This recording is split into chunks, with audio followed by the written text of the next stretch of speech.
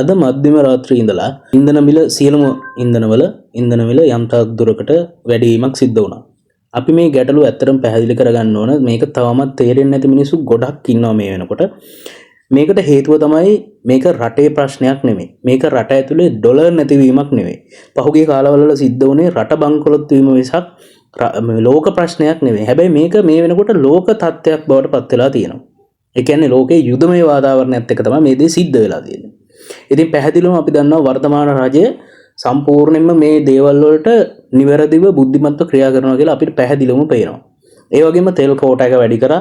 හැබැයි තෙල් මිල යම් තාක් දුරකට වැඩි වුණා. එතන ගැටලුවක් ඇත්තරම නැහැ. මොකද ඒකට හේතුව තමයි මේ ලෝක අර්බුදයත් එක්ක මේ ලෝකේ තියෙන යුදමය වාතාවරණයත් එක්ක තමයි මේ හැමදේම වැඩි වුණේ. මේ සම්බන්ධව ජනාධිපතිතුමා පැහැදිලිව ඉල්ලීමක් කරනවා හැමෝගෙම මේකට හැමෝගෙම දායකත්වය ලබා දෙන්න කියලා. අපේ ජනාධිපතිතුමා හැම වෙලාවකම එදා ඉඳලම ඉල්ලුවේ මේ රට ගොඩ ගන්න ඔයාලගේ සහාය දෙන්න.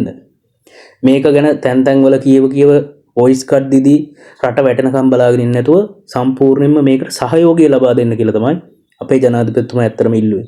මං හිතන්නේ කිසිම වෙන මම දැකලා නැහැ ලංකා ඉතිහාසයේ වෙන කිසිම ජනාධිපතිවරයෙක් මේ විදිහට ක්‍රියාත්මක වෙනවා, මේ විදිහට ක්‍රියා කරනවා සහ ඔයගොල්ලෝ දන්නවා පැහැදිලිවම අපිට වෙන්න ගිය ලොකු කරදරයක් තමයි ඔය ඇමරිකාව ඉරානය යුද නැව් සහ ගුවන් යාන සම්බන්ධ ප්‍රශ්නේ.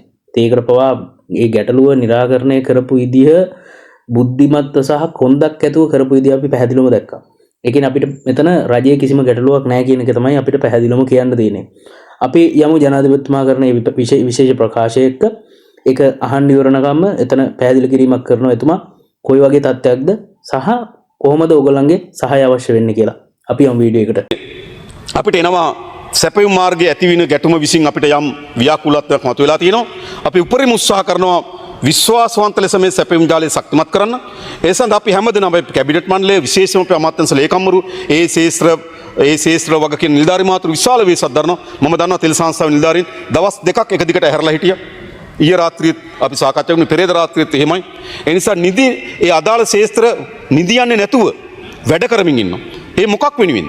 ඔවුන්ගේ වැටුප්පත වෙනුවෙන් නෙවෙයි, අපිට පැවරී තිබෙන වගකීම සඳහා පමණක් නෙවෙයි, මේ රට වෙනුවෙන් අපි හැම කෙනාට යුක්ති සහගත නේද මැදිහත් වීමක් අපිට තියෙනවා. මම හැමදෙනාගෙන් ඉල්ලා සිටින මේ මැදිහත් වීමට එකතු වෙන්න. අපිට අවශ්‍යයි. මම මේ රටේ ජනතාවගෙන් ඉල්ලා සිටින විශේෂයෙන්ම යම් සැපයුම් දාමේ අඩාල වීමේ තත්ත්වයක් මතුවී තිබෙනවා.